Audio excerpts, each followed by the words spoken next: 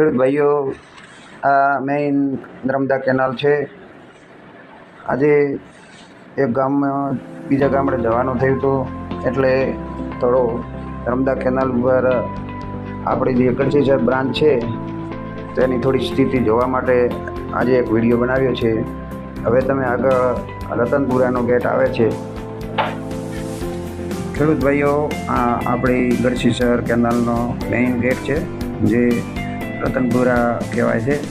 ત્યાંથી હવે ઠેર ઠેર જુઓ, અંદર જે પહેલાં ખેડૂત ભાઈઓએ ખેતરોમાં કૂવા ખોદેલા હતા તેના ઠેર ઠેર મોટા મોટા ગાબડા પડી ગયા છે, જેના લીધે આ વખતે પાણી ગળવાની શક્યતા વધારે છે અને તળ પણ ઊંચા ખૂબ જ આવવાની શક્યતા છે જ્યારે પણ આ કેનાલમાં પાણી છોડવામાં આવશે. એટલે અત્યારથી સરકારે બહુ કામ સારું કરેલું છે. સરકારની કોઈ આમાં કામ કરવા બાબતે કોઈ ખોટ રાખી નથી.